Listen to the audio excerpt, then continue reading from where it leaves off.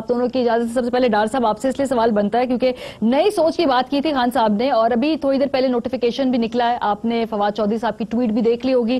Brigadier retired اعجاز شاہ صاحب جو ہیں ان کو وزیر برائے پارلیمانی امور جو ہے وہ گورنمنٹ نے اپوائنٹ کر دیا. اب انٹرسٹنگ بات ہے کہ یہ اب مجھے لگ رہا ہے کہ مشرف کی ٹیم کے قریب پہنچ رہی ہے آپ کی ٹیم ساری.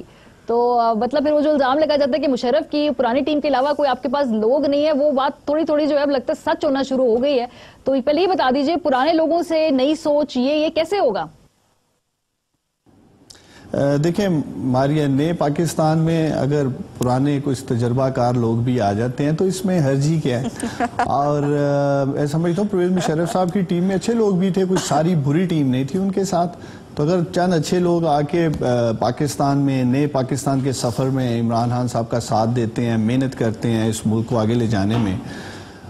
دیکھیں اصل بات یہ ہے کہ اس جو پی ایم کی ٹیم ہے اس میں ماشاءاللہ ینگ لیڈرز بھی ہیں، ہمارے پاکستان تحریک انصاف کے بانی ورکرز بھی ہیں. تو یہ میرے خیال میں ایک اوورآل اچھی ٹیم ہے.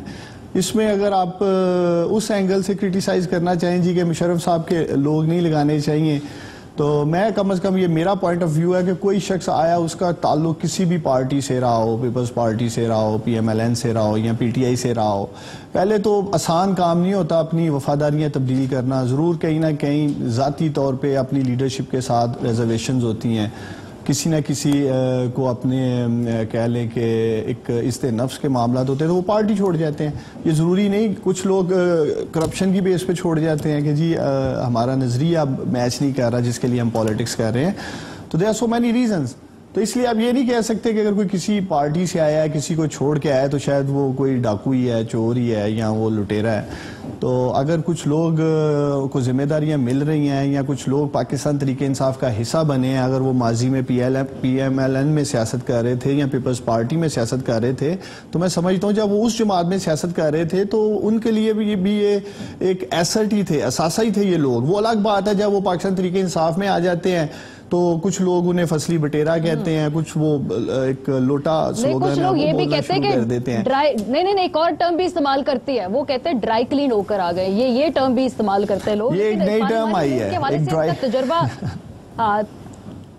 یہ پارلیمانی امور کے حوالے سے ان کا تجربہ کوئی مجھے ریلیونٹ لگ نہیں رہا تھا. میں بھی خان صاحب نے سلیکٹ کیا، کچھ سوچ کے کیا ہو. میں ماریا بتاتی ہوں کیا تجربہ ہے ان کا. ہاں دیکھیں، اگر ان کو ذمہ داری دی گئی ہے تو سوچ سمجھ کے دی گئی ہے. تجربہ کار ہے ماشاءاللہ. میری ان سے ذاتی طور پہ بھی ملاقات ہو چکی ہے اور بڑے اچھے انسان ہیں. میں سمجھتا ہوں کہ جو بات دیکھیں اینڈ آف دا ڈے وہی ہے، پاکستان کو آگے لے کے جانا ہے، پاکستان کو پاؤں پہ کھڑا کرنا ہے، اور جو شخص جہاں بھی اپنا رول یا کردار ادا کر سکتا ہے میں سمجھتا ہوں اسے کرنا چاہیے. جیسے مجھے اگر ذمہ داری ملی ہے پرائم منسٹر کے ساتھ یوتھ افیئرز کی، میں اپنی طرف سے پوری کوشش کر رہا ہوں.